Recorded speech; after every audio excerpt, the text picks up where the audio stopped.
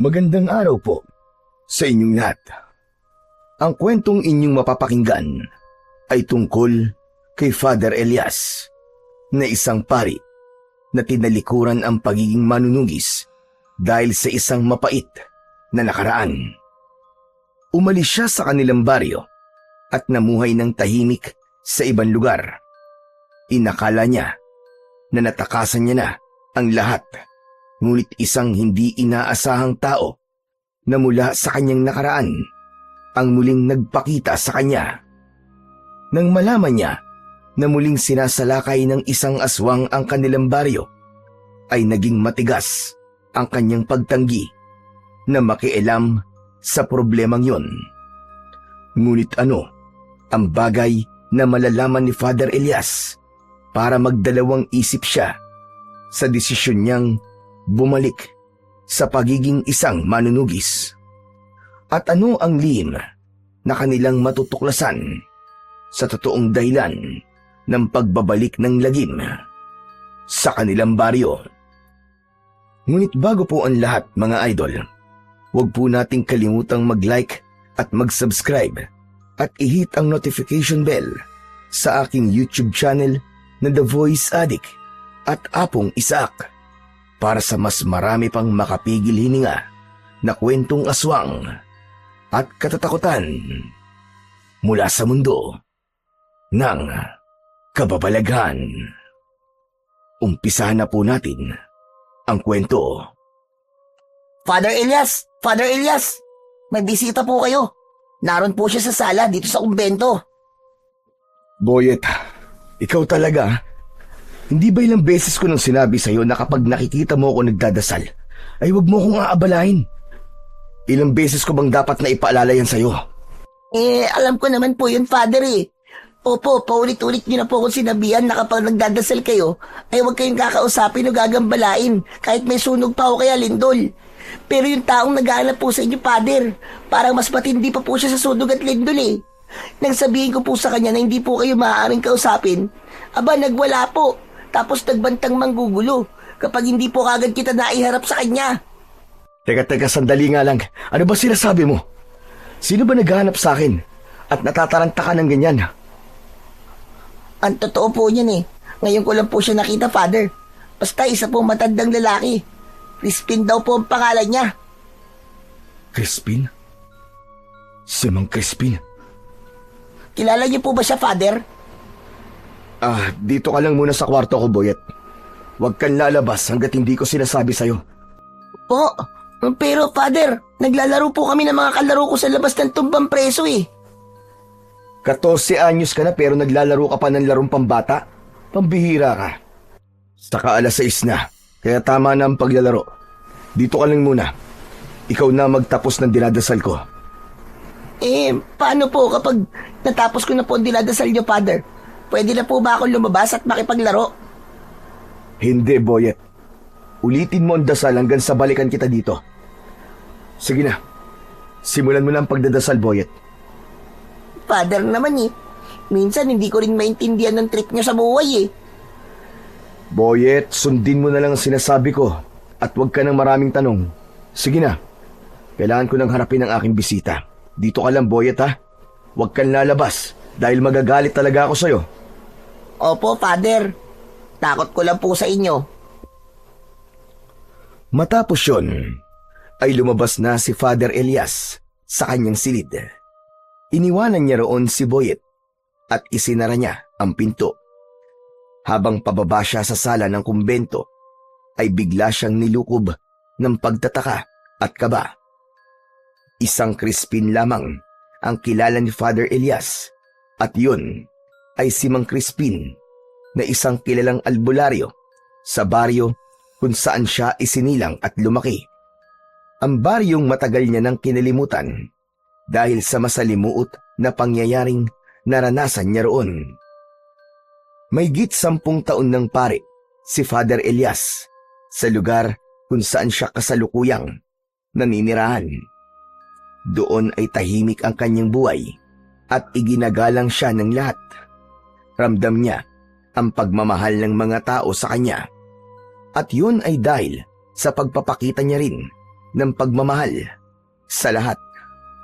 Kabaligtaran yun ng naging buhay niya sa baryo kung saan siya nagmula. Nang makarating si Father Elias sa sala ng kumbento, ay isang matandang lalaki na may suot na salakot ang nakita niya. Nakatalikod yun sa gawin niya. Abala ang matandang lalaki sa pagtingin sa mga larawan na nakapatong sa mahabang tokador. Tumikhim si Father Elias upang kunin ang atensyon ng matandang lalaki. Mabilis na humarap sa kanya ang matanda na tila ba hindi makapaniwala nang makita siya. Naglakad siya palapit dito. Elias? Sandali, ikaw ba talaga yan? Aba, napakalaki ng iyong pinagbago. Mahigit 10 taon na tayong hindi nagkikita, Mang Crispin. Talagang malaki ang magiging pagbabago sa akin. Hindi lang kasi ako makapaniwala na totoo ngang isa ka ng ganap na pare sa baryong ito. Napakalayo mo na sa dating binata na nakikipaglaban sa mga aswang. Nakikiusap po ako sa inyo, Mang Crispin. Kung gusto niyo akong makausap, ay huwag niyo nang babanggitin ang aking nakaraan. Matagal ko na pong kinalimutan ang lahat ng yun. Ayoko na pong balikan kung ano ako noon. Ay, pasensya ka na. Pasensya ka na. Sige ho, maupo muna kayo. Gusto niyo ba ng maiinom? O baka nagugutom po kayo? Ay, huwag ka na mag-abala. Ayos lang ako. Sabay na naupo ang dalawa. Sa upuan na nasa sala, magkaharap sila. Naramdaman ni Father Elias ang pagkabahala kay Mang Crispin. Mang Crispin, oo nga pala. Nasabi sa akin ng isa sa aking mga sakristan na nagwala ka rito kanina dahil gusto mo raw akong makausap kagad. Gaano ba kaimportanteng ipinunta mo rito para magwala ka ng ganon, Mang Crispin? Tandaan nyo na ang kumbento ay sagrado dahil ito ay bahagi pa rin ng simbahan. Pasensya ka na. Sadyang desperado lang akong makaharap ka kagad. Kaya ako yung ginawa. Kilala mo naman ako, Elias. Wala sa aking pagkatao ang nagwawala, ngunit talagang kailangan na kitang makausap. Dahil napaka-importante ng aking sasabihin sa'yo. Sabihin niyo na po ang kailangan niyo sabihin upang tayo matapos na rito. Kailangan ko rin pong ipagpatuloy ang aking pagdadasal na naputol dahil po sa pagdating niyo. Sandaling natigilan si Mang Crispin. Huminga ito ng malalim. Halata ang tensyon na nararamdaman ng matandang lalaki dahil sa bahagyang panginginig ng mga kamay nito. Diretsyong tumingin ang matanda sa mga mata ni Father Elias bago ito muling nagsalita. Elias, kailangan na baryo natin ang tulong mo. May isang napakalakas na aswang ang ngayon ay nanggugulo sa ating baryo. Mang Crispin, simula nang umalis ako sa baryong yun, ay iniwan ko na rin doon ang pagiging manunugis ko. Isa pa pari na ako ngayon. At ang pagkitil po sa buhay ay labag sa aking sinumpa ang tungkulin. Labag pa rin ba? Kahit marami ng buhay ang kinuha ng mga aswang na yon. Elias, ikaw lamang ang kilala ko na kaya makipaglaban sa kahit na anong uri ng aswang. Gaano man ito kalakas o kabangis. Sigurado ko na matatalo at mapapatay mo siya. Pasensya na po, Mang Crispin. Pero hindi na po ako babalik sa baryong yun. Nangako ko sa aking sarili na kahit na anong mangyari, ay hindi natatapak ang aking mga paa sa lugar kung saan ako nakaranas ng matinding pasakit. Nauunawaan kita, Elias. Sadyang hindi maganda ang karanasan mo sa ating baryo. Ngunit ang aswang na aking tinutukoy ay ang bangkilan na si Gubara. Si Gubara? Nananaginip yata ako, Mang Crispin. Naiisip niyo bang gumawa ng kwento para lang bumalik ako sa ating baryo? Hindi yan uubra sa akin. Alam kong matagal nang patay si Gubara. Pinatay siya ng aking lolo matagal ng panahon. Mawalang galang na po. Pero makakaalis na po kayo. Tatayo na sana si Father Elias, pero mabilis na nagsalita si Mang Crispin upang pigilan siya. Nagsasabi ako ng totoo, muling nabuhay si Gubara. Sa dahilang hindi namin alam. Ginamit niya ang katawan ng asawa ni Kapitan Ramil, si Celia. Ano? Paano nangyari yun? Kahit kami, ay hindi rin alam ang kasagutan kung paano yun nangyari. Sumapi ang kaluluwa ni Gubara kay Celia. Kaya nagkaroon siya ng katawan. Kaya ngayon, ay muling naghahasik ng lagim at kamatayan si Gubara sa baryo natin, Elias. At ang kapatid mong si Amara, siya ang nangunguna sa pagprotekta sa mga tao. Pakiramdam ko, iniisip ni Amara na dahil nasa pamilya siya ng mahuhusay na manunugis, ay may responsibilidad siyang labanan si Gubara at siguruhing ligtas sa mga tao. Bakit naman yun gagawin ni Amara? Wala siyang kasanayan sa pakikipaglaban sa mga aswang, lalo na sa isang kagaya ni Gubara na isang bangkilan. Masyadong matapang ang kapatid mo na yon, Elias. Hindi na ako nagtataka dahil magkadugo kayo. Kaya kung ayaw mo mapahamak ang nag-iisa mong kapatid, ay babalik ka sa ating baryo para tuluyang wakasan si Gubara. Sandaling nag-isip si Father Elias. Bumalik sa alaala niya ang pinakamasakit na pangyayari na naranasan niya sa kanilang baryo. Si Father Elias ay mula sa pamilya ng mahuhusay na manunugis. Kaya bata pa lang ay sinanay na siya ng kanyang lolo at tatay sa pakikipaglaban sa mga aswang. Nang mamatay ang tatay niya dahil sa malubhang sakit, ay napunta kay Father Elias ang pagiging punong manunugis sa kanilang baryo. Matapos kasing patayin ng kanyang lolo si Gubara, ay nanghina na ito. Hanggang isang malakas na aswang ang umatake sa baryo nila. Magkatulong na nilabanan ni na Father Elias at ng lolo niya ang naturang aswang. Kahit nakita ng mga tao na nahihirapan at sugatan na sila, ay wala man lang tumulong sa kanila ni isa. Kahit anong pakiusap ang ginawa ni Father Elias noon, ay tila bingi ang mga tao. Napatay man ni Father Elias ang aswang, ay napatay din ng aswang ang lolo niya. Naputol ang pagbabalik tanaw ni Father Elias nang muling nagsalita si Mang Crispin. Alam kong malaki ang tampo mo sa ating baryo. Pero Elias, kailangan talaga namin ang tulog mo. Masyadong malakas si Gubara. Hindi namin siya kaya. Kahit pa lahat ng tao sa ating baryo ay magtulong-tulong. Kahit wag mo na itong gawin para sa ating baryo, gawin mo na lang ito para sa kapatid mo si Amara. Alam kong wala siyang kasanayan sa pakikipaglaban sa mga aswang. Baka dumating ang panahon na maging siya ay mapahamak. Talagang ginamit niyo pang pangalan ng kapatid ko para lang pagbigyan ko ang inyong gusto. Pero pasensya na talaga, Mang Crispin. Matagal ko nang tinalikuran ng pagiging manunugis.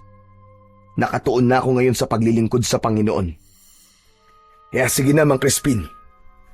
Makakaalis na ho kayo. Maraming salamat po sa inyong pagbisita. Masaya po ako na makalipas ang napakahabang panahon ay nakakita ako ng isang pamilyar na muka. Hindi na ba talaga magbabago ang isip mo, Elias? Ano kailangan kong gawin para pumayag ka na labanan si Gubara? Gusto mo ba na lumuhod pa ako sa iyong harapan? Hindi mo na kailangan gawin yan, Mang Crispin. Walang bagay ang kayang baguhin ang aking desisyon. Ang gawin nyo ay pagtibayin nyo ang inyong pagbabantay. Himukin nyo ang mga tao sa baryo nyo, lalo na ang mga kalalakihan na makipaglaban. Pasensya na po talaga. Pero may mga bagay pa akong dapat na gawin. Tila naramdaman ni Mang Crispin ang pagiging buo ng desisyon ni Father Elias. Kaya tumayo na ito. Nagpasalamat ito kay Father Elias bago ito tuluyang umalis. Nanatiling nakatayo si Father Elias sa gitna ng sala. Mabilis ang tibok ng puso niya. Hindi pa rin siya makapaniwala kung paanong nabuhay si Gubara sa katawan ng ibang tao. Aminado siya na may parte pa rin ng puso niya na nagsasabing kailangan niyang bumalik sa kanilang baryo. Pero sa tuwing naaalala niya ang nangyari noon, ay bumabalik din ang hinanakit niya sa mga tao sa lugar na yon. Alam ni Father Elias na mali ang magkaroon ng hinanakit. Ngunit kahit isa na siyang pari, ay tao pa rin siya. May damdamin pa rin siya, gaya ng pangkaraniwang tao. At naniniwala siya na kung tinulungan lang sana sila ng mga tao noon, ay sigurado siya na buhay pa rin sana hanggang ngayon ang kanyang mahal na lolo. Pagsapit ng 7:00 ng gabi, ay magkasama ng nagsasalo sa hapunan sina Father Elias at ang batang si Boyet. Pritong tilapia at tinola ang kanilang ulam. Si Boyet ay isang binatilyo na dating palaboy. Wala itong pamilya at walang permanenteng tahanan. Madalas itong pagkatuwaan ng mga tao, kaya naawa rito si Father Elias. Hanggang sa nagdesisyon siyang ampunin ito at gawing sakristan. Pinag-aaral niya rin ito upang magkaroon ng direksyon ang buhay nito. Father, totoo ba yung narinig kong pinag-usapan nyo kanina ni Mang Crispin? Dati kang manunugis ng mga aswang? Sabi ko na nga, be. Hindi mo sinunod ang aking sinabi sa'yo. Lumabas ka pa rin ng kwarto. At ang matindi pa, nakinig ka pa sa usapan ng ibang tao. Pasensya ka na, Father, ah. Hindi ko na kasi napigilan na alamin kung sino ba yung bisita mo kanina eh. Halatang halata kasi na ayaw mo malaman kung sino siya eh. Mas lalo tuloy lumaki ang kagustuhan kong makilala siya. Hindi ka na talaga marunong makinig sa akin, ha? Hindi ka na kagaya nung dati. Nakikinig pa rin naman ako sa inyo, Father eh. Kanina lang talaga hindi. Pero totoo po ba yung mga narinig ko kanina, Father? Dati kayo manunugis at pinapabalik kayo nung Mang Crispin sa inyong baryo para makipaglaban dun sa nabuhay na namang aswang na si... Ano nga bang pangalan nun? Gubara. Ayun, si Gubara. Ano, Father? Sagutin niyo naman po ang tanong ko. Totoo po ba ang lahat ng yon? Narinig mo na ang usapan namin kanina, di ba? Bakit kailangan mo pa ng kumpirmasyon? Manahimik ka na lang dyan at ituloy mo na ang pagkain mo. Wow! Kung ganun, totoo nga na isa kayong manunugis. Sobrang astig niyo po pala. Ini-imagine ko pa lang na may hawak kayong itak habang nakikipaglaban doon sa mga aswang, kinikilabutan na talaga ako. O, tingnan mo, Father, oh. Tumataas sa mga balahibo ko sa braso. Father, bakit hindi po kayo bumalik ulit sa baryo nyo para labanan po yung aswang na yon? Sasama po ako sa inyo. Gusto ko po kayong makitang nakikipaglaban sa aswang. Tumahimik ka na, Boyet, pwede ba? Hindi yan mangyayari. Dahil hindi na ako babalik sa baryong yun. Pero, Father... Boyet, tama na. Tapusin mo na ang pagkain mo. At huwag ka na magtanong sa mga bagay na hindi makakatulong sa ating dalawa. Naging seryoso ang mukha ni Father Elias at diretso niyang tinignan ang mga mata ni Boyet. Napayuko si Boyet at ipinagpatuloy na lamang nito ang pagkain. Alam ni Boyet na kapag ginawa na yon ni Father Elias, ay unti-unti na siyang nagagalit. Ngunit ang totoo ay hindi galit si Father Elias. Nais lang niyang iwasan na mapag-usapan ang kanyang nakaraan dahil matagal na siyang nangako sa kanyang sarili na hindi niya na yon babalikan. Kinagabihan, habang mahimbing na natutulog si Father Elias, ay dinalaw siya ng isang masamang panaginip. Sa kanyang panaginip ay nakita niya ang dalaga niyang kapatid na si Amara sa gitna ng isang madilim na kagubatan. Hawak nito ang isang itak habang buong tapang na lumalaban sa mga aswang. Habang tumatagal ay parami ng parami ang mga aswang hanggang sa bumagsak si Amara matapos itong sunggaban ng isang aswang sa likod. Sunod-sunod na ang mga aswang na umatake kay Amara. Umalingaw-ngaw sa buong kagubatan ang kalunos-lunos na sigaw ni Amara habang umihingi ng tulong kay Father Elias. Amara! Amara! Napabalikwa si Father Elias nang magising siya mula sa panaginip na yon. Habol niya ang paghinga at tagaktak ang malamig na pawis na tumutulo sa kanyang noo. Nagulat siya at muling napasigaw nang bumukas ang pinto ng kanyang silid. Pumasok si Boyet na may dalang kandila kaya inakala niya na isa itong multo. May pag-aalangang lumapit si Boyet kay Father Elias. Father Elias, ano po nangyari? Bakit ka po sumigaw? May magnanakaw bang nakapasok? Nasaan po? Humanda siya sa akin dahil makakatikim siya ng karate ko. Kung makapagsalita ka ng karate, parang marunong ka talaga nun ah. Mas natakot pa nga ako sa pagdating mo eh. Pambihira ka, akala ko multo ka na nangihingi ng hustisya. Aray, grabe ka talaga sa akin, Father Elias ha. Minsan iniisip ko tuloy, hindi kayo totoong pare eh. Masyado pong pasmado ang bibig nyo eh. Lumabas ka na nga ng kwarto ko, Boyet. Bumalik ka na sa silid mo at matulog ka na. Pero bakit nga po kayo sumigaw, Father? Yung sigaw nyo po kasi parang takot na takot po kayo eh. Wala ito. Nanaginip lang ako ng hindi maganda. Ano po napanaginipan nyo, Father? Kwento nyo naman po sa akin, makikinig ako. Boyet, ayoko magkwento ngayon. Sige na, iwan mo na ako. Okay lang ako. Sure po ba kayo, Father? Oo, huwag ka nang makulit, Boyet. Lumabas na si Boyet ng kwarto ni Father Elias. Nang mag-isa na siya, ay umayo siya ng higa, pero hindi na siya nakabalik sa pagtulog. Inalala niya ang nakababata at nag-iisa niyang kapatid na si Amara. Naisip niya na may posibilidad na magkatotoo ang panaginip niya na yun dahil sinabi ni Mang Crispin na si Amara ang nangunguna sa pakikipaglaban sa aswang na si Gubara.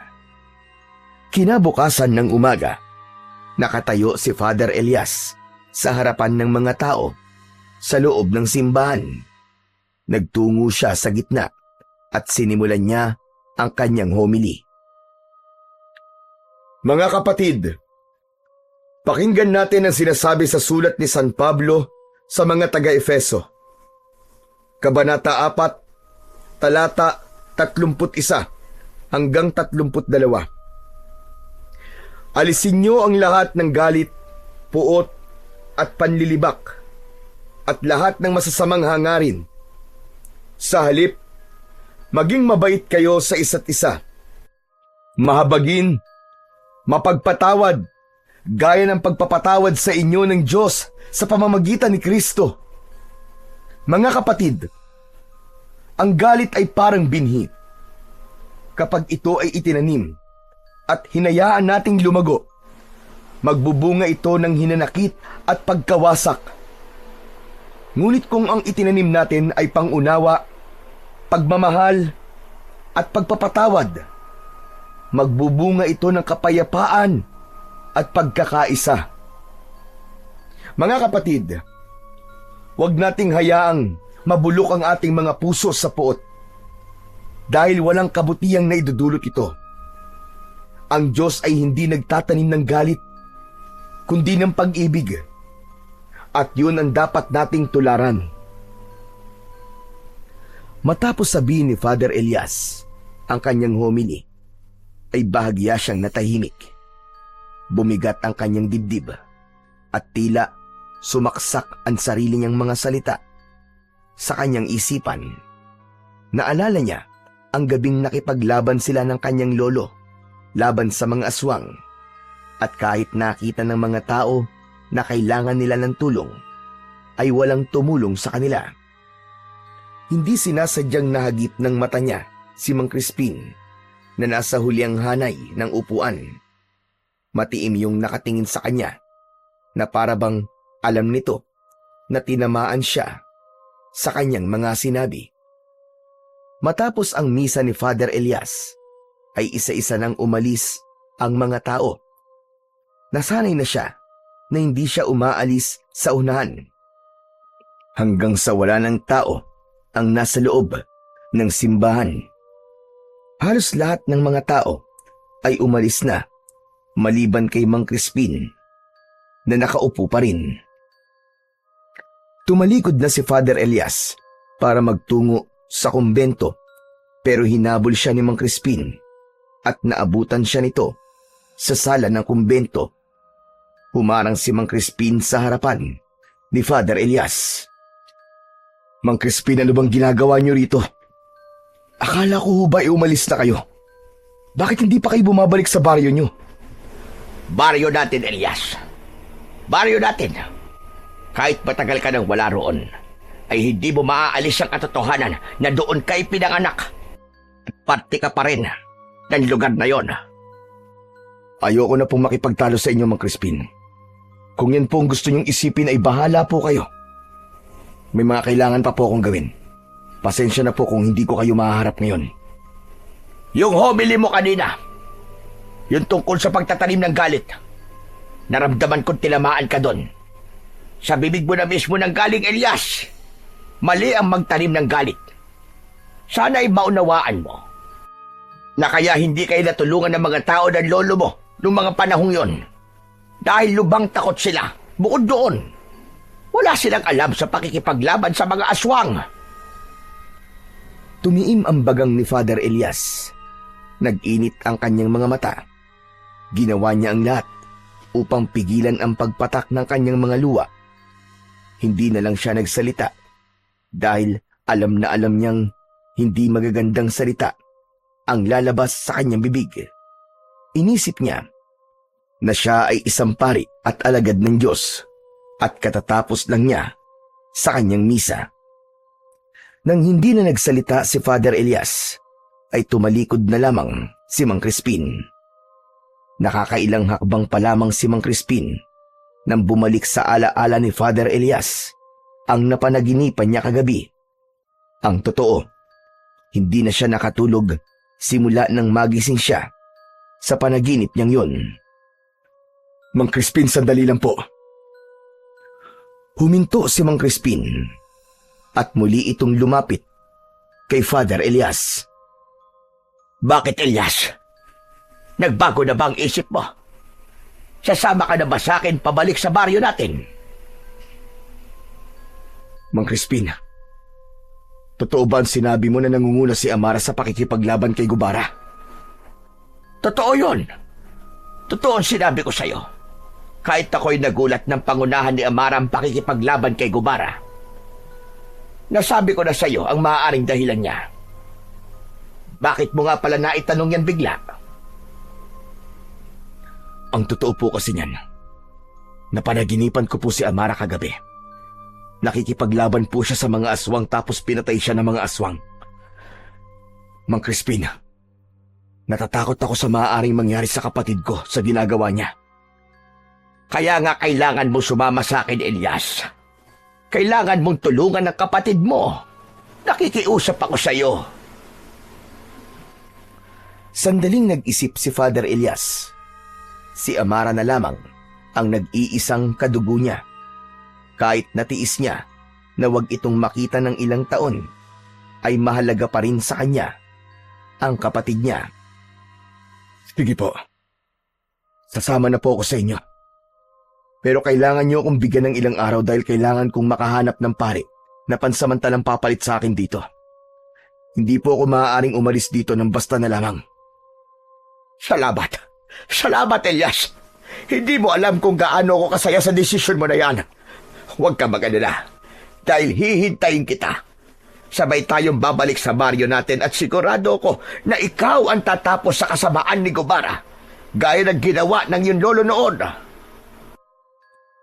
Tumango na lamang si Father Elias bilang tugon. Pero sa loob ng utak niya ay may ibang bagay siyang nais gawin. Kaya gusto niyang bumalik sa kanilang baryo. Matapos ng pakikipag-usap ni Father Elias kay Mang Crispin, ay nagtungo na siya sa kanyang silid. Umupo siya sa upuang nasa tabi ng bintana. Sa pagdungaw niya sa bintana, ay nakita niya si Mang Crispin na naglalakad papalayo sa simbahan. Nagulat si Father Elias sa biglang pagpasok ni Boyet. May dala itong malinis na kumot at mga punda. "Pwede ba, Boyet? Matuto ka namang kumatok. Kung may sakit ako sa puso, aba, matagal na akong inatake sa puso ng dahil sa'yo." Hehe, bawasan mo kasi ang pagkakape, Father. Nagiging masyado ka nang magugulatin eh. Nandito po ako para palitan po ng punda ang mga unan nyo. Saka papalitan ko na rin po ang kumot nyo. Okay, sige. Gawin mo lang dapat mong gawin at pagkatapos ay lumabas ka na. Muling itinuon ni Father Elias ang kanyang mga mata sa labas ng bintana habang si Boyet naman ay nagsimula na sa pagpapalit ng punda ng mga unan. Kailan po pala kayo aalis para sumama kay Mang Crispin, Father? Siguro baka sa Miyerkules. Kailangan ko lang makasiguro na may papalit sa akin dito. Teka, paano mo nalaman na aalis ako? Nakausap mo ba si Mang Crispin at siya nagsabi sa'yo? Hindi po. Narinig ko po ang pinag-uusapan nyo kanina ni Mang Crispin. Hindi ba't ang sabi ko sa'yo hindi ka dapat nakikinig sa usapan ng ibang tao? Teka, bago ka magalit, Father, gusto ko lang pong sabihin sa inyo na hindi ko sinasadyang marinig ang pag-uusap niyo ni Mang Crispin. Dadalhin ko na po kasi sana yung mga ginagamit niyo sa misa sa storage room. Tapos, doon ko na po narinig ang pinag-uusapan niyo. Hindi ko po yung sinasadya, maniwala po kayo. Kahit na, Boyet. Dapat ay umalis ka na lang para hindi mo narinig ang pinag-uusapan namin. Pero Father, babalikan na po ba talaga sa baryo nyo? Ibig sabihin makikipaglaban ka na po ulit sa mga aswang? Babalik ako sa lugar na yung, Boyet. Pero hindi ako makikipaglaban sa mga aswang. Pero, yun ang narinig ko sinabi ni Mang Crispin, Father Yun ang sinabi niya. Pero hindi ko sinabing ganun ang gagawin ko. Kaya ako babalik sa baryong yun. Babalik ako ron para kunin ang kapatid ko na nakikipaglaban sa aswang. Dadaling ko siya rito para makasigurado ko na ligtas siya. Pero Father Elias, para pong pinaasa niyo lang po si Mang Crispin kung ganon. Ang akala niya po kasi, kaya kasasama sa kanya dahil makikipaglaban ka ron kay Gubara. Hindi po ba kayo mismo nagsabi sa akin na masama po magsinungaling? Alam ko, Boyet. Alam kong mali ang magsinungaling. Pero alam ko rin na mapapatawad ako ng Diyos sa ginawa ko dahil maganda ang aking intensyon. Okay po, sabi niyo Pero, pwede po ba akong sumama sa inyo, Father? Para po makapagbakasyon ako kahit sandali lang. Palagi na lang po kasi ako nandito sa simbahan Wala naman po akong ibang lugar na napupuntahan. Hindi bakasyon ang ipupunta ko ron, Boyet. Dito ka lang. Wala ka rin namang maitutulong sa akin doon. Aba, pwede po ako magdala ng mga dadali nyo. Pwede niyo po akong utusan kung kinakailangan. Saka, hindi po ako sanay na malayo sa inyo, Father Sige na po, isama niyo na po ako. Mamimiss ko po kayo Panigurado na magiging masaya ako kapag sumama ako sa inyo. Ay, nako. Sige na. Oo na, payag na ako na sumama ka sa akin. Pero tandaan mo na ayoko magpapasaway ka ron, ha? Hindi ka pwedeng mawala sa paningin ko at lahat ng sasabihin ko ay kailangan mo sundin. Nagkakaintindihan ba tayo? Yun lang po pala Yakang-yaka ko pong gawin yun. Bahagyang napangiti si Father Elias sa kasiyahan na ipinakita ni Boyet. Kahit makulit si Boyet at madalas itong nagpapasaway, ay mahalaga pa rin ito sa kanya. Parang anak na ang turing niya rito at wala siyang ibang nais kundi ang ikabubuti at kasiyahan nito. At kung ang pagsama nito sa kanya sa baryo kung saan siya magtutungo ay magpapasaya rito, ay handa siyang isama ito roon. Agad na nagtungo at nakipag-usap si Father Elias sa kanilang obispo upang humingi ng pahintulot para makapagbakasyon siya ng 1 linggo. Ipinaliwanag niya na may kamag-anak siyang namatay at humingi siya ng tulong dito na magpadala ng pansamantalang kapalit na pari sa kanyang parokya. Ilang araw ding naghintay si Father Elias bago dumating ang itinalagang pari na pansamantalang hahalili sa kanya upang magpatuloy ng mga misa at gawain sa simbahan. Nang matiyak niyang maayos na ang lahat at walang maiiwang responsibilidad na nakabinbin, ay nakahinga na siya ng maluwag at inihanda na niya ang sarili para sa nalalapit niyang pagbabalik sa kanilang baryo. Isang gabi, abala si Father Elias sa pag-iempake ng mga gamit na dadalhin niya sa pag-alis nila mamayang madaling araw. Huli niyang inilagay sa kanyang traveling bag ang Biblia at rosaryo. Matapos niyang mag-empake, ay may kumatok sa pinto ng kanyang kwarto. Bumukas yun at pumasok si Boyet. Father Elias, tapos na po ako mag-empake. Hindi ko na po dinamihan ang dinala kong damit kasi ang sabi niyo po, ilang araw lang naman tayo ron. Oo, Boyet. Basta makumbinsi ko ang kapatid ko na sumama sa atin, babalik na agad tayo rito. Pero Father, sigurado po ba kayo na sasama po sa atin ang kapatid niyo? Hindi po ba siya po ang nangunguna sa pakikipaglaban sa aswang sa baryo niyo? Mas matanda ako sa kanya at naniniwala ako na makikinig siya sa akin. Alam kong alam niya na gagawin ko to dahil ayoko mapahamak siya. Eh si Mang Crispin, Father. Anong tungkol kay Mang Crispin, Boyet? Hindi po ba kayo inuusig ng konsensya niyo? Kasi nagsisinungaling po kayo sa kanya. Asang-asa pa naman siya sa inyo na makikipaglaban kayo ron kay Gubara. Kawawa naman siya, Father. Mas kawawa ang kapatid ko, Boyet, kapag namatay siya sa kalaban niyang aswang. Talagang patay kagad, Father? Hindi pa pwedeng mapahamak muna? Alam mo, ikaw na bata ka, ang dami mo talagang alam.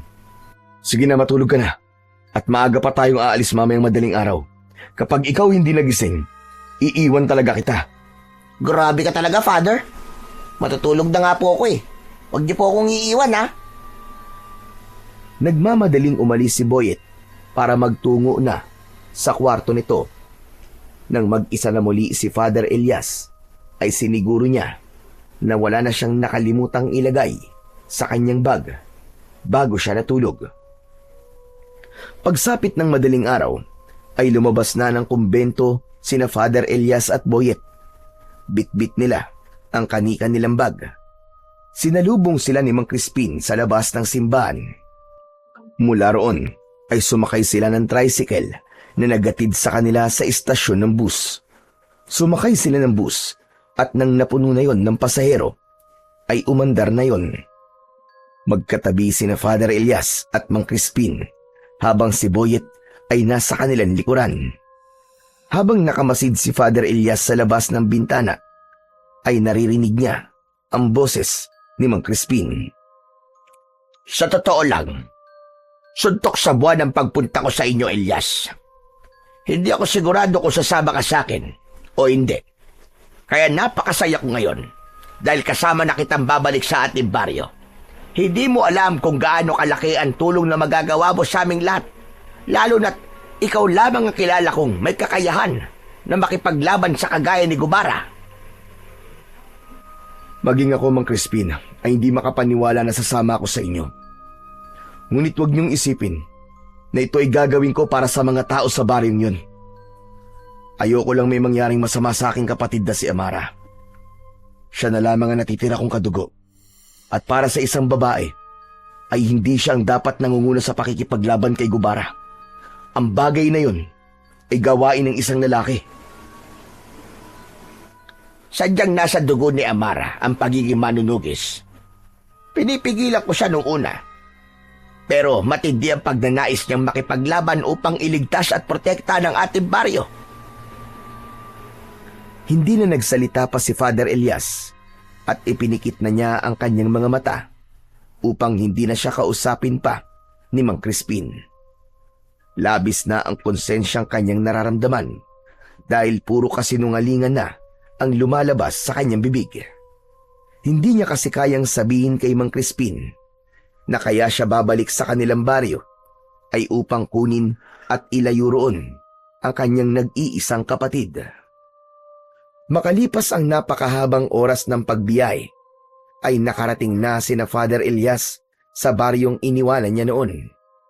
Hapon na nang makarating sila roon. Sa tagal na nawala siya sa lugar na yon, ay halos wala yung pinagbago. Halos walang katao-tao sa labas, kahit hindi pa madilim ang paligid. Ramdam ni Father Elias ang takot na bumabalot sa buong baryo. May ilan na nakakita sa kanya at tinitigan siya ng mabuti mula sa malayo na parabang inaalam ng mga ito kung sino siya. Nang makarating na sila sa harapan ng bahay ni na Father Elias, ay bahagyang naluha ang pari. Samot-saring alaala ang bumalik sa kanya. Mula sa kanyang pagkabata hanggang sa tuluyan na siyang naging ganap na manunugis ng mga aswang. Halika, sigurado ko na nasa likod ng inyong bahay si Amara. Alam ko na kapag ganitong oras ay gumagawa siya roon ng mga sibat mula sa kawayan. Naunang nagtungo si Mang Crispin sa likod ng bahay. Marahan ng paghakbang na nakasunod naman dito sina Father Elias at Boyet. Nasa gilid pa lang sila ng bahay ay narinig na nila ang boses ni Amara. Mang Crispin, nakabalik na po pala kayo. Kumusta po ang lakad nyo? Kasama niyo na po ba si Kuya Elias? Nakarating na si Father Elias sa likod ng bahay. Naroon si Amara na may hawak na kawayan at itak. Tuluyan nang pumatak ang luha ni Father Elias nang malaman na dalagang-dalaga na ang kanyang kapatid. Malayo na yon sa dalagitang si Amara nang umalis siya sa baryong yun. Naluluwang lumapit si Amara kay Father Elias. Hindi makapaniwalang tinignan siya nito. Kuya, ikaw na ba talaga yan? Kuya Elias? Ako nga, Amara. Bagay na bagay pala talaga sa'yo maging pari, kuya. Bagay sa'yo ang suot mong abito. Totoo nga sinabi mo sa akin bago ka umalis na magiging pari ka dahil mas gusto mo ang tahimik na buhay. Iiwan ko muna kayo magkapatid para makapag-usap kayo. Boy at Iho, ilagay mo muna ang gamit ni Elias sa loob at sumama ka sa akin. Bigyan natin ng oras sina Elias at Amara. Sige po, Mang Crispin. Nang makaalis na si Mang Crispin at Boyet, ay mahigpit na yumakap si Amara kay Father Elias. Gumanti naman si Father Elias ng yakap sa kanyang kapatid. Matapos nilang magyakap, ay kapwa sila. Luhaan. Sobrang saya ko, kuya. Kasi nandito ka na ulit sa baryo natin. Pero sana, kuya, ay proud ka sa akin. Kasi nakaya ko mag-isang mabuhay. Patawarin mo ako kung iniwanan kita noon. Patawad kung umalis pa rin ako kahit alam ko na mabubuhay ka rito na mag-isa. Ayos lang, kuya. Dahil kasi ron, ay mas naging matapang ako. Natuto ko mabuhay nang hindi pa laging nakadepende sa ibang tao. Kaya nga sobra kitang ipinagmamalaki, Amara. Napakalayo mo na sa matatakuting dalagitan na kahit sa kidlat at kulog ay nagtatago. Naalala mo pa talaga yun, kuya. Pero maiba ko. Siguro naman, kuya, ay nasabi na sa'yo ni Mang Crispin ang nangyayari rito sa ating baryo. Si Gubara, yung malakas na bangkilan, nabuhay ulit siya. Hindi namin alam kung paano bumangon ng kanyang espiritu at sumanib yun sa asawa ni Kapitan. Kaya ngayon, may katawan na ulit siya at nag-aasik siya ng lagim dito sa ating baryo. Nakapagtataka nga ang bagay na yan. Hindi ko alam na kaya palang sumanib ng kaluluwa ng isang aswang upang magkaroon ito ng panibagong katawan. Kahit nga si Mang Crispin ay hindi rin alam ang kasagutan sa misteryong yan. Pero kuya, kaya ka ba bumalik dito ay dahil tutulungan mo kaming labanan si Gubara? Sa totoo lang, nahihirapan na kaming labanan si Gubara, kuya. Lalo na at wala namang kasanayan sa pakikipaglaban sa mga aswang ang mga tao rito. Ang pamilya lang natin ang may kaalaman pagdating sa ganung bagay. Amara, may itatanong pala ako sa'yo. Totoo ba ang sinabi ni Mang Crispin na ikaw ang nangunguna sa pakikipaglaban kay Gubara? Oo kuya, totoo yun. Nung unang beses kasing sumalaki si Gubara, ay walang kahit isang nakipaglaban sa kanya. Lahat kami nagtago. Doon ko naisip na kailangan kong tumindig at pangunahan ng pakikipaglaban dahil ang pamilya natin ay mula sa lahing mga manunugis. Kailangan na may isang magsimula upang sumunod ng marami. Ngunit nakakalimutan mo bang ikaw ay isang babae? Ang pakikipaglaban sa mga aswang ay gawain lamang ng isang lalaki. Hindi ko iniisip kung ano ang aking kasarian, kuya. Ang tanging nasa isip ko ay ang maprotektahan ng baryo natin laban sa hayop na gubarang yon. Nakalimutan mo na rin yata na namatay si Lolo dahil hindi kami tinulungan ng mga tao sa pakikipaglaban namin sa isang aswang. Ano't nais mo pa rin protektahan ng mga tao sa lugar na to? Dahil mahal sila ni Lolo. Mahal ni Lolo ang mga tao sa baryo natin, kuya. Alam ko na namatay si Lolo na masaya dahil sa kahuli-hulihan niyang hininga ay nagawa niya ang gusto niya at nakakapagpasaya sa kanya. At yun ay ang protektahan ng baryong ito. Biglang natahimik si Father Elias sa sinabing yun ng kanyang nakababatang kapatid na si Amara. Pakiramdam niya tuloy kahit isa siyang pari ay napakasama niya dahil mas mapagtanim siya ng sama ng loob kumpara sa kanyang nakababatang kapatid. Oo nga pala, Amara. Hindi ako naparito para makipaglaban kay Gubara. Nang malaman ko mula kay Mang Crispin na ikaw ang nangunguna sa pakikipaglaban sa aswang na yon, ay labis ako nag-alala sa'yo. Ano? Pero teka, kuya. Ano ang totoong dahilan mo? Bakit ka nandito ngayon? Dahil sa'yo, Amara. Hindi ko gustong ginagawa mong pakikipaglaban sa mga aswang. Nandito ako para sunduin ka. Isasama kita sa baryo kung saan ako nakatira ngayon. Mas ligtas ka ron at kapag naroon ka, ay mas magiging kampante ako. Pasensya na, kuya. Pero hindi ako aalis sa baryong to. Lalo na ngayon nandito na naman si Gubara. Kung makikita mo lang ang takot ng mga tao sa tuwing umaatake si Gubara, kuya, baka hindi ka na umalis dito. Baka hindi ka na umalis hanggat hindi mo napapatay ang Gubara na yon. Sa ganitong sitwasyon, hindi masamang isipin mo ang sarili mo. Sige na, mag-impake ka na at aalis na tayo ngayon din. Pasensya na, kuya. Hindi ako aalis dito. Hindi ko iiwan ng mga tao na nasa isang sitwasyon na hindi nila alam ang kanilang gagawin. Hindi matututo ang mga tao rito kung palagi mo silang tutulungan. Hindi mo ako naiintindihan, kuya. Nung umalis ka at iniwan mo ako mag-isa, ang mga tao rito ang tumulong sa akin. Takot na takot ako nung una. Pero sina Aling Clara, sina Ate Sonia at kung sino-sino pa, sila ang sumama sa akin sa bahay natin, lalo na sa gabi. Binibigyan nila ako ng pagkain araw-araw dahil alam nilang wala akong trabaho. Kung hindi dahil sa kanila, malamang ay ginusto ko na lang na sumunod kay Lolo sa kabilang buhay. Kaya itong ginagawa kong ito ay pagbawi ko sa kabutihan nila sa akin, kuya. Hindi man nakikipaglaban sa mga aswang ang karamihan sa mga tao rito, pero bumabawi naman sila sa ibang bagay. Yan sana ang gusto kong maintindihan mo, kuya. Nararapat nang nilang gawin ang lahat ng yun sa'yo, Amara. Napakalaki ng naitulong ni na tatay at lolo sa mga tao rito nung buhay pa sila. Buong buhay nila ay inilaan nila para protektahan ng baryong to mula sa mga aswang. Kahit na, kuya. Pasensya ka na talaga. Pero hindi ako sasama sa'yo sa baryong sinasabi mo. Dito lang ako. Kaya kung hindi ka naman pala makikipaglaban kay Gubara at narito ka lamang para sunduin ako, ay mas makabubuti pang umalis ka na lang. Amara, para rin sa'yo ang pag-alis natin dito. Hindi ka sinanay para makipaglaban sa mga aswang.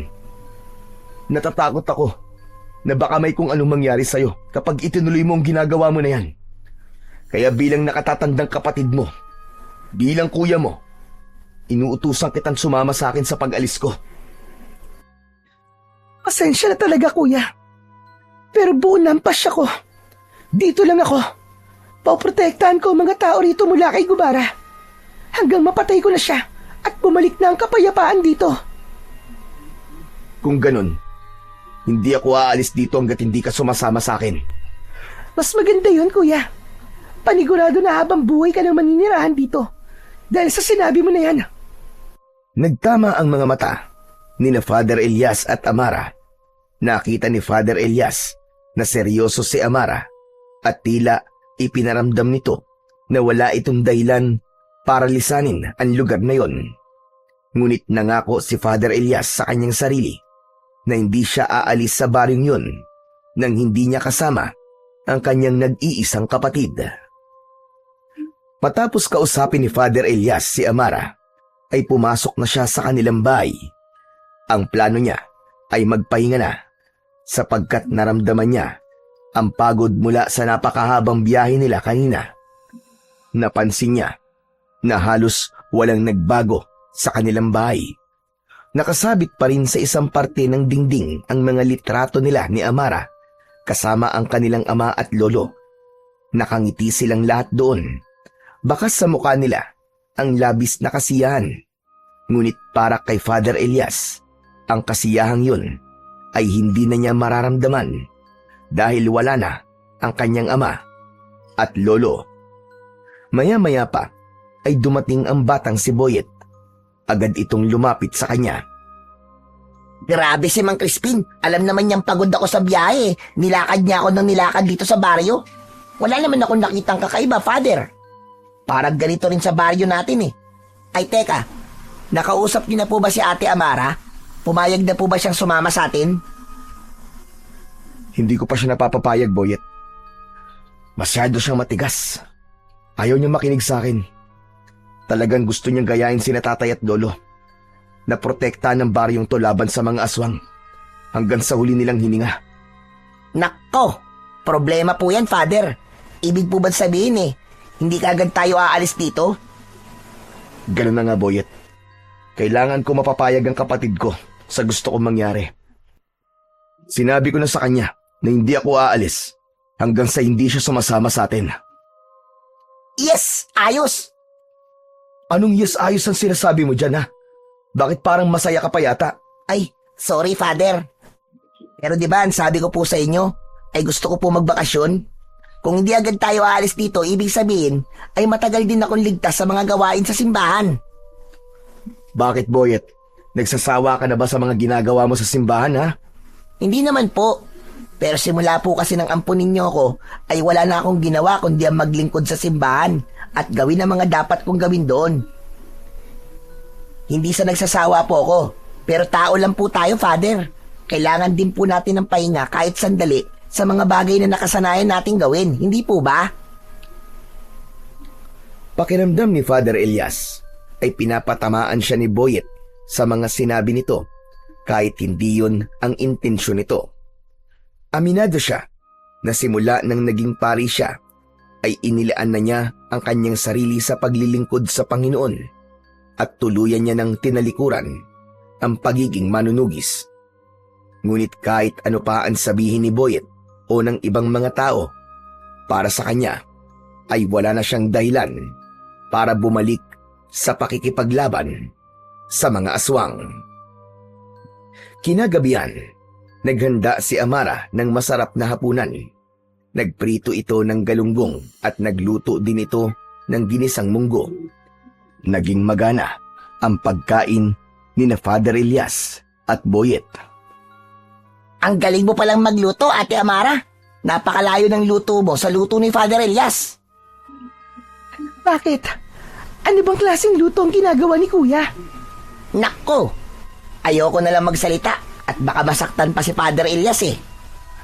Ibig sabihin, hindi ka talaga nasasarapan sa mga niluluto ko, Boyet? Hindi ba kapag nagluluto ko, ay palagi mo sinasabi na masarap? Wala naman kasi akong choice, Father eh. Ikaw lang naman kasi ang nagluluto para sa atin sa simbahan. Hayaan mo, kapag sumama sa atin si Amara, ay palagi na masarap ang kakainin natin sa simbahan. Biglang naubo si Amara sa sinabing yun ni Father Elias. Oh, ayos ka lang ba, Amara? Nasamid ka ba? Uminom ka muna ng tubig. Nabigla lang ako sa sinabi mo, kuya. Akala ko kasi nakapag-usap na tayo kanina at malinaw na sa'yo na hindi ako sasama sa'yo. Malinaw din ang sinabi ko. Hindi ako aalis dito nang hindi ka kasama. Kuya, pwede bang isang tabi muna natin ang bagay na yan? Kararating mo lang dito. Gusto ko naman na mag-usap tayo na walang tensyon na namamagitan sa ating dalawa. Gusto ko malaman ang mga nangyari sa'yo nang nakalipas na 10 taon. Yun lang ba? Eto, naging pare ako at masaya ako sa baryo kung saan ako naninilbihan. Ramdam ko ang pagmamahal ng mga tao sa akin. Napakabait kasi ni Father Elias, ate. Lahat ng lumalapit sa kanya tumihingi ng tulong, lalo na yung may mga sakit, tinutulungan niya talaga. Pero palagi ko sinasabi na ang tulong na yun ay hindi mula sa akin. Yun ay mula sa mga tao at mga grupo na nagbibigay ng donasyon sa simbahan. Ako lamang ang tagapagbahagi nun. Hindi ka pa rin pala talaga nagbabago, kuya. Alam mo ba, Boyet, kahit nung medyo bata-bata pa si kuya, ay mabait na talaga siya. Malaki ang pagmamahal niya sa mga tao rito sa aming baryo. Kaya nga, ginawa niya ang lahat para maging mahusay na manunugis. Gusto niya kasing sundanin ang pak nila tatay at lolo na tumutulong sa mga tao sa pamamagitan ng pakikipaglaban sa mga aswang. Talaga, ate? Kwentuhan niyo naman po ako nang naging pakikipaglaban ni Father Elias sa mga aswang. Amara, Boyet, tama na yan. Kumain na muna tayo at mamaya na kayo magkwentuhan. Ito talaga si Father, oh. Medyo KJ din kung minsan eh. Boyet, Sorry, Father. Sabi ko nga po, kumain na po muna tayo. napailing na lamang si Father Elias habang nakatingin kay Boyet. Ang totoo ay sinadya niyang pigilan si Amara na ikwento kay Boyet ang mga naging karanasan niya sa pakikipaglaban niya noon sa mga aswang. Ayaw niya nang marinig ang mga ganong kwento, lalo na't matagal niya nang kinalimutan ang parting yun ng kanyang nakaraan. Oras na ng pagtulog, pero hindi pa rin dinadalaw ng antok si Father Elias. Kaya habang mahimbing na natutulog si Boyet sa kanilang kwarto, ay lumabas siya at naupo sa upuang nasa harapan ng kanilang bahay. Napakatahimik ng paligid at tanging ang huni lamang ng mga kuliglig ang kanyang naririnig. Makalipas ang ilang sandali, ay lumabas din ng bahay ang kapatid niyang si Amara. Umupo ang dalaga sa tabi ni Father Elias. Alam mo, kuya, nang sabihin ni Mang Crispin na pupuntahan ka niya at kukumbinsin na bumalik dito, napakasaya ko. Sa loob kasi na mahigit 10 taon, hindi ako nawalan ng pag-asa na babalik ka rito.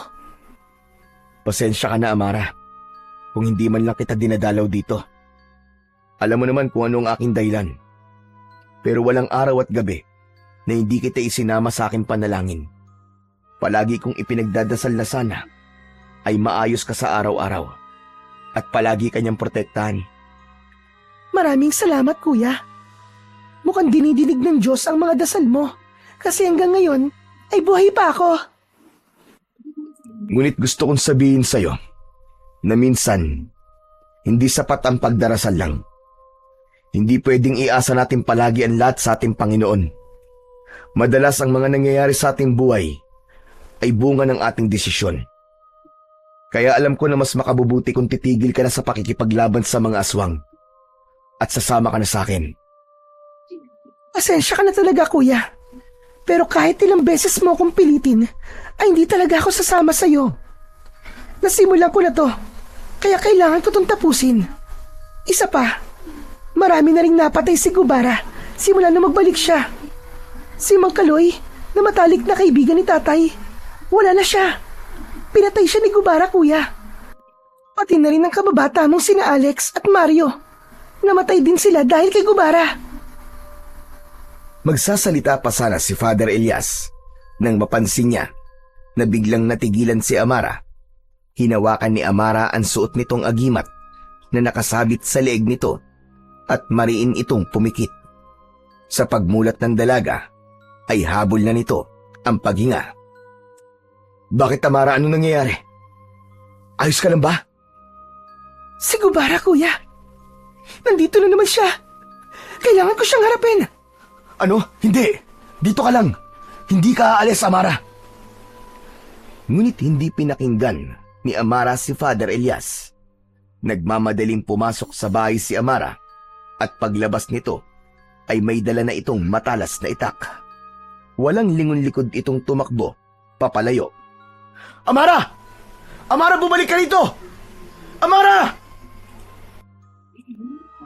Tila walang narinig si Amara at patuloy lang yun sa pagtakbo.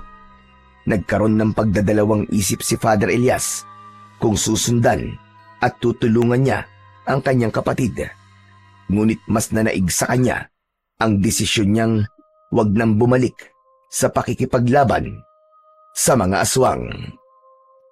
Dahil sa pagsigaw ni Father Elias ay nagising si Boyet. Pupungas-pungas itong lumabas. Bakit ang ingay niyo naman po, Father? Alam niyo naman pong may natutulog eh. Boyet, bumalik ka na sa loob. Hindi ligtas dito sa labas. Sige na. Teka, bakit, Father? Ano po nangyari? Teka, ano po yun? Bakit nagsisigawan po ang mga tao? Sumasalakay si Gubara, Boyet, at umalis si Amara para harapin ang aswang na yun. Ano? Nandito po si Gubara? Gusto ko po siya makita, Father. Gusto ko po makakita ng totoong aswang. Tumigil ka, Boyet. Hindi to laro. Hindi mo alam kung ano ang kayang gawin ng isang bangkila na kagaya ni Gubara. Pero yun nga po ang isa sa dahilan kung bakit po ako sumama sa inyo dito eh. Para makakita po ako ng aswang. Sige na po, Father. Payagan niyo na po ako. Pangako po, mag-iingat po ako. Hindi. Pumasok ka sa loob, Boyet. Sorry po, Father. Pero hindi ko po kayo susundin ngayon. Gusto ko po talaga makakita ng totoong aswang. Babalik po kagad ako dito kapag nakita ko na po si Gubara. Biglang tumakbo ng mabilis si Boyet at hindi na nilingon si Father Elias. Hindi makapaniwala ang pari sa pagsuway na yon ni Boyet sa kanya at ang unang pumasok sa utak niya ay baka mapahamak ito. Kaya kahit napipilitan ay sinundan niya si Boyet upang puwersahan itong iuwi sa kanilang bahay. Nang makarating si Father Elias sa pinangyayarihan ng kaguluhan, ay nakita niya si Amara na nakikipaglaban kay Gubara. Ang aswang na si Gubara ay may nakakatakot na anyo. Meron itong malalaking pakpak na maihahalin tulad sa isang paniki. Matutulis ang mga kuko nito na parang mga patalim. Maging ang mga ngipin nito ay matutulis din. Pulang-pula ang mga mata ni Gubara na parang 2 pares ng bolang apoy. Meron itong mahaba at kulay itim na sungay. Nang makita ni Father Elias si Boyet na nakatago sa likod ng isang puno habang nanonood sa laban na nangyayari, ay agad niya itong nilapitan. Nagulat si Boyet nang hawakan niya ito sa braso. Boyet! Halika na! Umuwi na tayo! Sandali na, Father. Nanonood pa ako sa pakikipaglaban ni Ate Amara kay Gubara eh. Tignan niyo po. Ang galing pala talaga ni ate sa pakikipaglaban sa aswang. Nakaka-elibs. Napatingin si Father Elias kay Amara habang hawak nito ang isang matalim na itak. Mistulang isang magiting na mandirigma ang kanyang kapatid. Mabilis itong gumalaw at madali nitong naiiwasan ang bawat pag-ataking ginagawa ni Gubara. Sa bawat paglusob ni Gubara mula sa impapawid, ay sinusuklian yun ni Amara ng mabilis na pag-ilag at malakas na pag-atake. Nakita ni Father Elias na ilang beses na nasugatan ni Amara si Gubara sa iba't ibang parte ng katawan nito. Grabe, Father. Sobrang astig talaga ni Ate Amara. Tignan niyo po ba ang galaw niya oh? Parang aral na aral. Parang napakatagal nagsanay. Natutunan niya yan sa amin ni Lolo. Pati na rin sa aming tatay. Mukhang habang nagsasanay kami nun, ay pinapanood niya kami. Kaya alam niya ang mga ganyang galaw. Bakit hindi niyo po siya tulungan, Father? Gusto ko rin pong makita na nakikipaglaban po kayo sa aswang. Sige na po, Father. Tulungan niyo na po siya. Manahimik ka, Boyet. Isa na akong pari ngayon at hindi na ako manunugis. Muling lumipad si Gubara at sumugod mula sa itaas. Naglalaway ito at galit na galit, subalit sinalubong ito ni Amara ng mabilis na saksak sa balikat. Napaatras si Gubara at lumipad yun papalayo hanggang sa tuluyan na yung nawala sa kanilang paningin. Doon na lumabas ang mga tao sa kani-kanilang mga bahay. Takot na lumapit ang mga yun kay Amara upang magpasalamat. Nang sandaling yon ay lumabas na rin sina Father Elias sa likod ng puno. Naglakad siya papalapit kay Amara at hinawakan niya ito sa braso. Kuya, Umuwi na tayo. sandali lang kuya. Nagpapasalamat pa ang mga tao sa akin. Tama na yan. Umuwi na tayo. Wala nang nagawa si Amara, kundi ang sumunod at sumama sa kuya niyang si Father Elias. Nang makarating sila sa kanilang bahay, ay nasa labas si Mang Crispin na parabang naghihintay sa kanila. May bitbit itong bayong na wala silang ideya kung ano ang laman. Nakita mo naman siguro kung gaano kahusay makipaglaban si Amara. Siguro naman, Elias, ay hindi mo na siya pipilitin na sumama sa'yo. Paalis sa baryo natin. Teka. Paano niyo po nalaman ang bagay na yan? Amara, sinabi mo ba sa kanya? Hindi. Wala akong sinasabi kay Mang Crispin. Si Boyet ang nagsabi sa akin, Elias. Bago tayo umalis sa simbahan, ay ipinaalam niya na kaya ka nagbalik sa ating baryo ay upang ilayo sa lugar na to ang iyong kapatid. Mang Crispin naman pahamak eh. Hindi po ba sabi ko sa inyo, huwag niyo sasabihin kay Father na ako nagsabi sa inyo? Yari tuloy ako ngayon. Ikaw talaga, Boyet, ha? Kahit kailan talaga puro pagpapasaway ang ginagawa mo. Huwag ka na magalit kay Boyet, Elias. Nakita mo naman, kahit nalaman ko na wala kang balak labanan si Gubara, ay isinama pa rin kita rito. Nais ko kasing makita mo mismo ang kalagayan ng ating lugar. Gusto kong maramdaman mo ang kanilang takot. Gusto kong makita mo ang tapang ng iyong kapatid. Dahil naniniwala ko na kahit matagal mo nang tinalikuran ang pagiging manunugis ng mga aswang, ay hindi ito basta-bastang mawawala sa iyong pagkatao. Gaya nga na sinabi ng iyong lolo noon, ang taong ipinanganak na manunugis ay mamamatay na isa pa ring manunugis. Iba ako, Mang Crispin. Iba ako. Hindi ganyan ang nakita ko kanina. Habang pinapanood kita habang nakikipaglaban si Amara kay Gubara, nakita ko na gusto mo siyang tulungan at labis ang iyong pagkabanga. Huwag mong pigilan kung ano ang sinasabi ng puso mo, Elias. Maiintindihan ng Diyos kung pipiliin mong labanan at patayin ang demonyong si Gubara. Mas magiging madali ang kamatayan niya kung dalawa kayo ng kapatid mong si Amara ang makikipaglaban sa kanya. Gamitin mo ng muli ang iyong krusipiho. Mula sa bayong na hawak ni Mang Crispin, ay inilabas nito ang isang malaking krusipiho. Halos 5 dangkal niya ang haba nun. Gawa yun sa magandang uri ng metal. Napasinghap si Father Elias nang makita niya ang krusipiho. Yun ay ang kanyang kakaibang sandata laban sa mga aswang. Sa unang tingin ay masasabi na isa lamang yung normal na krusipiho. Ngunit kapag hinugot ang itaas na bahagi nun, ay lalabas ang isang mahabang patalim. Yun ay minana pa niya sa kanyang ama. Lumapit si Mang Crispin kay Father Elias. Inilapit nito sa kanya ang krusipiho. Ilayo niyo sa akin ang bagay na yan. Ayoko na yan makita. Saka paano yan napunta sa inyo? Tinapon ko na noon yan sa ilog Kinuha ko ito mula sa ilog na yung pinagtapunan. Alam ko na darating ang panahon na muli mo ito kakailanganin. Kaya itinago ko at inalagaan. Nagkakabali ka, Mang Crispin. Hindi ko na yan kailangan at kahit kailan, Hindi ko na muling gagamitin ang sandatang yan. Kuya, pakiusap. Tulungan mo akong labanan si Gubara. Oo, nagagawa ko siyang itaboy. Ngunit nararamdaman ko na habang tumatagal ay palakas siya ng palakas. Ayokong dumating sa punto na kapag sobrang lakas na siya, ay hindi ko na siya kayang labanan.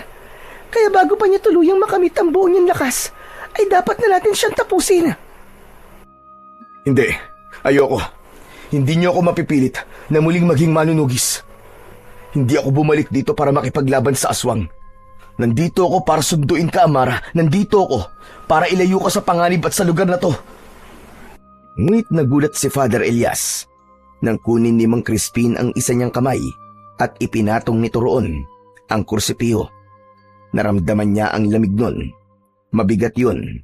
Pero kahit matagal niya na yung hindi nahahawakan, ay tila sanay na sanay pa rin siya na dalhin yun. Magnilay-nilay ka, Elias. Pagmasdan mo ng madalas ang sandata na ginamit mo noon para protektahan ang baryong ito laban sa masasamang elemento. Mag-isip ka ng mabuti at sa muli nating pag-uusap, kung ano man ang magiging desisyon mo, ay igagalang namin. Amara, uuwi na ako. Maraming salamat dahil muli mong iniligtas ang ating baryo mula kay Gubara. Matapos yun, ay umalis na si Mang Crispin. Naiwan sa mga kamay ni Father Elias ang kursipiho. Hindi na rin nagsalita sina Amara at Boyet. Magkasamang pumasok ang dalawa sa bahay. Naiwang mag-isa si Father Elias sa labas habang hawak niya ang sandata na napakaraming aswang na ang napaslang. Habang nakatingin si Father Elias sa kursipiho, ay hindi niya alam ang kanyang mararamdaman. Nang nagdesisyon siyang itapon yun, ay hindi na siya umasa na muli niya itong makikita. Kaya hindi pa rin siya makapaniwala na nasa mga kamay na niya ang kanyang nag-iisang sandata. Magdamag na hindi nakatulog si Father Elias dahil sa pag-iisip kung ano ang kanyang magiging desisyon. Nagtatalo ang kanyang utak at puso. Nais ng utak niya na sapilitang ilayo ang kapatid niyang si Amara sa lugar na yon. Ngunit ang gusto naman ng kanyang puso ay tulungan si Amara na labanan ang aswang na si Gubara.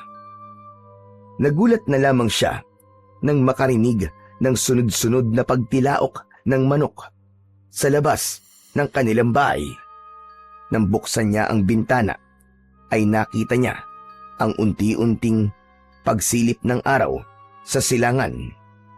Tinignan niya ang kursipihong nakasandal sa dingding. Hindi na kita kailangan. Matagal na kitang tinalikuran, gaya ng pakikipaglaban ko sa mga aswang. Isang desisyon ang nabuo sa isipan ni Father Elias ng mga sandaling yun. Kinuha niya ang kursipiyo at saka siya lumabas ng kanilang bahay. Malalaki ang kanyang mga akbang at makalipas ang ilang minuto ay narating na niya ang malinis na ilog na nasa bukana ng kagubatan. Bumalik sa alaala niya ang gabing itinapon niya roon ang sandata niyang kursipiho. Tinignan ni Father Elias ang kursipiho at kinausap niya yon na para bang naiintindihan siya nito. Patawarin mo ko kung sa pangalawang pagkakataon ay itatapon kita. Hindi na kita kailangan. Matagal na kitang kinalimutan. Pero nais kong magpasalamat sa iyo sa mga laban na kasama kita at naipanalo natin. At sana, sa pagkakataong ito, ay huwag ka nang bumalik sa akin. Akmang itatapon na sana ni Father Elias ang kursipiyo sa malalim na bahagi ng ilog nang marinig niya ang pagtawag ni Boyet sa kanya. Paglingon niya, ay nakita niya si Boyet na humahangos na palapit sa kanya. Boyet, anong ginagawa mo rito? Nakita po kasi kita na umalis na lang ang Korsipio. Akala ko po kung anong gagawin nyo. Tapos, malalaman ko na itatapon niya na naman po ulit ang Korsipio. Dahil yun ang nararapat sa bagay na to, Boyet. Wala na akong balak na gamitin to. Kaya mas makabubuti na itapon ko na lamang ito tulad ng ginawa ko dati. Sayang naman po kung itatapon niyo po yan, Father Elias. Hindi niyo po ba alam ang kasabihan na kapag pinakawalan mo ang isang tao o bagay, kapag bumalik ito, ay para sa iyo talaga. Kaya Father Elias, para po talaga sa inyong krusipiho na yan. Oras na po para bumalik kayo sa pagiging manunugis. Hindi mo alam ang sinasabi mo, Boyet. Masyado ka pang bata para maintindihan ang mga ganitong bagay. Alam ko naman po. Hindi ko po alam kung gaano kasakit sa inyo na hindi kayo tinulungan ng mga tao rito noon. Kaya namatay ang inyong lolo. Father, matagal ko na pong gustong itanong sa inyo. Bakit ayaw niyo na pong labanan si Gubara? Ano po ba ang pumipigil sa inyo? Kasi kung tutusin po, Father Elias, kayo ang masanay. Kayo po ang mas malakas at kayo po ang may kakayahan na labanan siya. Nasa inyo po talaga ang lahat ng abilidad para talunin ng aswang na yon. Hindi ko kailangan sagutin ang tanong mo. Mas mabuti pang iwanan mo na lamang ako rito, Boyet. Tulad po ng sinabi ko, Father, naiintindihan ko po na nasasaktan kayo. Naiintindihan ko po na galit pa rin kayo sa mga tao dito. Pero Father Elias, hindi po ba maaaring isang tabi nyo na lang muna ang galit nyo? At isipin nyo po ang mga buhay na maililigtas nyo? Hindi po lahat ng tao ay kasing tapang po ninyo, Father. Kung wala kayong gagawin, sino po ang aasahan nila? Si Ate Amara po ba? Hanggang kailan niya po kayang mag-isa, Father? Hanggang kailan niya kayang ipaglaban ng baryo habang kayo ay patuloy na pinipiling kalimutan ang tungkulin nyo? Father, hindi lang po sa Diyos kayo merong tungkulin, kundi maging sa mga tao rin. Sa mga sinabing yun ni Boyet, ay tila nayanig ang buong pagkatao ni Father Elias. Para siyang binuhusan ng malamig na tubig. Hindi siya makasagot. Ramdam na ramdam niya ang init ng kanyang dugo at ang paghigpit ng kanyang mga kamao. Ang mga mata ni Boyet na puno ng pag-asa at tiwala ay nagsilbing salamin ng katotohanang matagal niya nang tinatanggihan na hindi niya kayang pabayaan si Amara. At higit sa lahat, hindi niya kayang talikuran ang kanyang tungkulin bilang isang kapatid, bilang mamamayan, at bilang alagad ng Diyos. Labis na natauhan si Father Elias sa mga sinabi sa kanya ng batang si Boyet. Hindi niya inakala na ang binatilyong kagaya nito ang magiging dahilan para maging malinaw ang kanyang pag-iisip. Hindi na niya itinuloy ang pagtapon sa sandata niyang krusipiyo. Bagkus ay bumalik siya sa bahay nila. Nadala yun. Agad siyang nagtungo sa likod ng bahay at sinimulan niyang hasain ang patalim na nakatago sa krusipiyo. Masayang pinapanood ni Boyet ang kanyang ginagawa. Nang makita ni Amara ang ginagawa na yon ni Father Elias, ay napanganga ito. Hindi ito makapaniwala na parabang panaginip lamang ang nakikita nito. Amara, ayos ka lang ba? Bakit parang nakakita ka dyan ng multo? Kuya, totoo ba itong nakikita ko? Hinahasa mo ang krusipiho? Oo eh. Napansin ko kasi na medyo hindi maganda ang pag-aalaga rito ni Mang Crispin. Kailangan ito ng maayos na pag-aasa. Pero sandali lang, kuya. Tama ba ang nasa isip ko? Gagamitin mo na ulit ang sandata mong yan? Hindi ko lang to basta gagamitin. Kundi sasamahan kita, Amara, sa pakikipaglaban mo kay Gubara. Kaya sa susunod na umatake rito si Gubara, ay hindi ka na mag-iisa sa pagharap sa kanya. Dahil dalawa na tayong makikipaglaban sa kanya.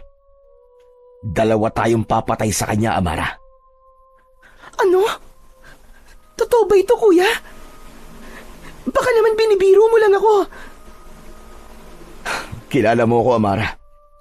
Hindi ako ang klase ng tao na marunong magbiro. Magpasalamat ka dyan, sa makulit na batang yan, kay Boyet. Ha? Bakit sa akin, Father? Anong ginawa ko? Boyet, napakalaki na nagawa mo. Nang dahil sa mga sinabi mo sa akin kanina sa ilog, ay nagliwanag ang pag-iisip ko. Ikaw ang nagsabi sa akin ng mga dapat kong marinig. Tama ka, Boyet. Hindi na dapat ako maging alipin ng galit at ng aking nakaraan. Walang magbabago kung patuloy ako magagalit sa baryong to. Marahil may dahilan kung bakit kailangan mawala ni Lolo. Maraming salamat sa iyo, Boyet. Walang anuman, Father Elias. Ang totoo, hindi ko naman alam na magkakaroon ng ganong epekto ang mga sinabi ko sa inyo kanina. Sinabi ko lang po kung anong sa tingin ko sa mga nangyayari. Naku, maraming salamat, Boyet. Maraming salamat din, kuya. Dahil nagbago na ang iyong isip. Hindi mo alam kung gaano ako kasaya ngayon. At sigurado rin ako na kapag nalaman to ni Mang Crispin, ay matutuwa siya. Kaya simulan na natin ang ating pagsasanay. Matagal na akong hindi nakikipaglaban sa mga aswang. Kaya kailangan ko ng mabilisan na pag-iensayo. Maluwaluwang tumango si Amara sa sinabing yun ng kanyang kuya Elias. Nang sandaling yun, ay buo na ang loob ni Father Elias na tulungan ang kapatid niyang labanan at patayin ang aswang na si Gubara. Sa umagang yun, ay tuluyan niya nang tinapos ang galit at tampo na meron siya sa kanilang baryo at sa mga naninirahan doon. At nangako siya sa kanyang sarili na gagawin niya ang lahat upang matapos na ang paggasik ng kasamaan ni Gubara. Agad na sinimulan ni Father Elias at Amara ang kanilang mabilisang pagsasanay. Nagtulungan sila sa pagtuturo sa isa't isa ng mga tamang galaw sa pag-atake at pagdepensa.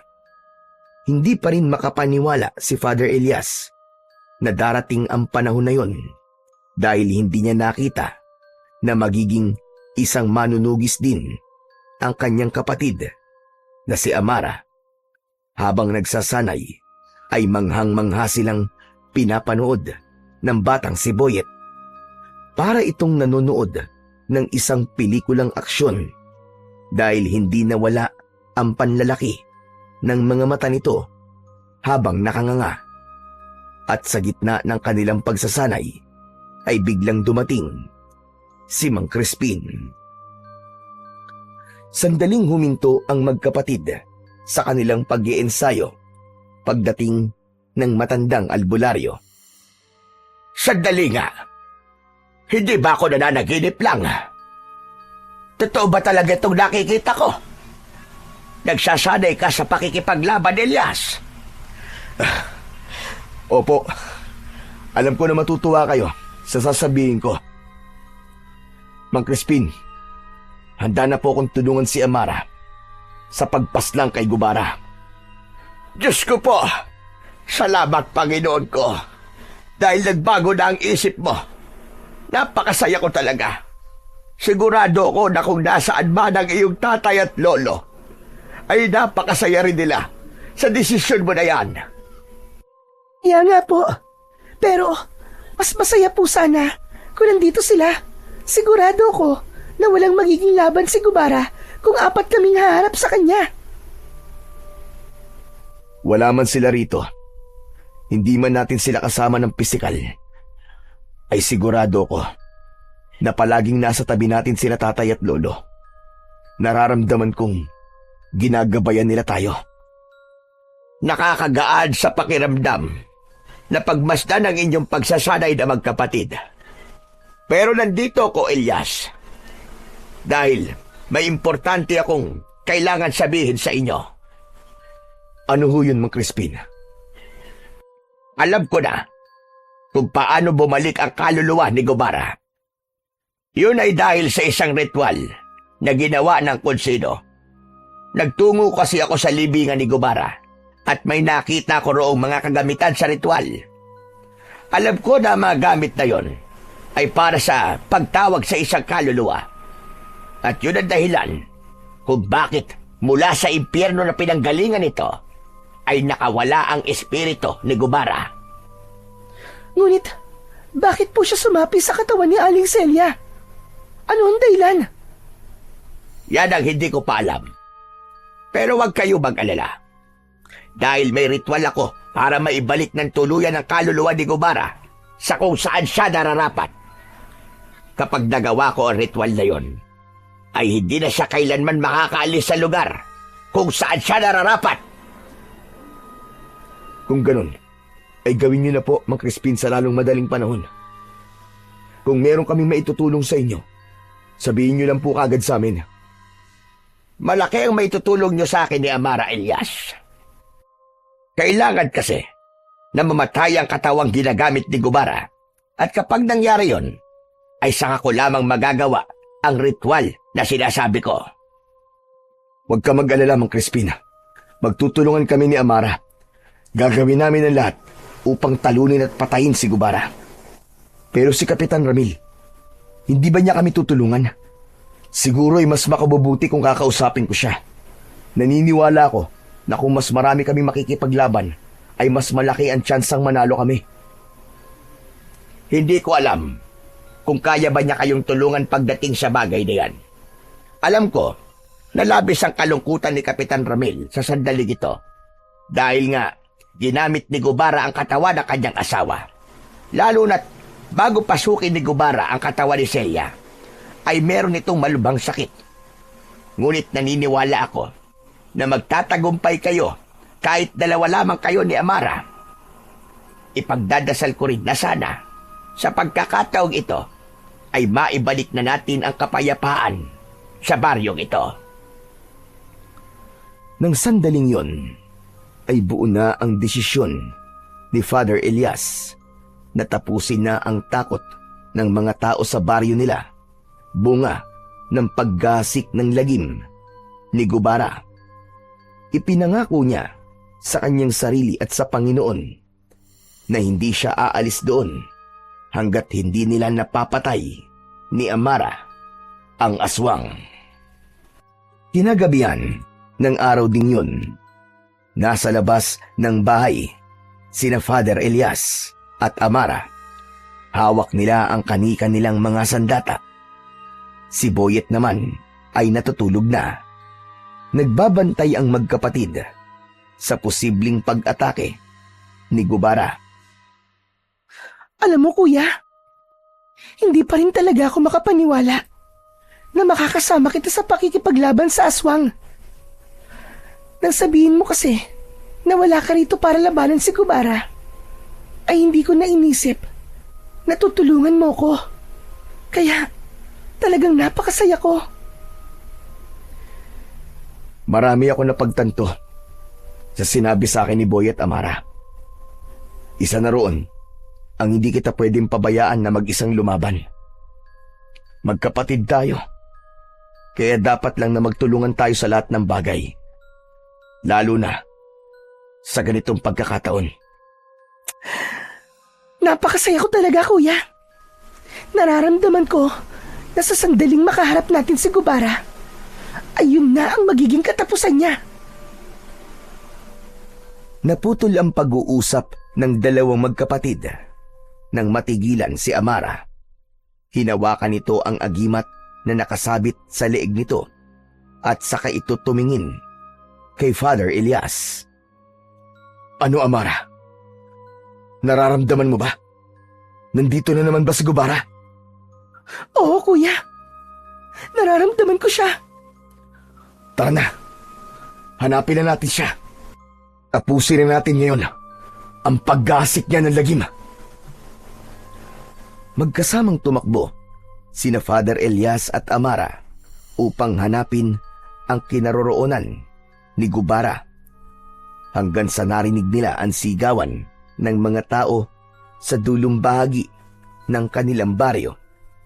Sa kanilang pagtakbo ay nakasalubong nila si Mang Crispin.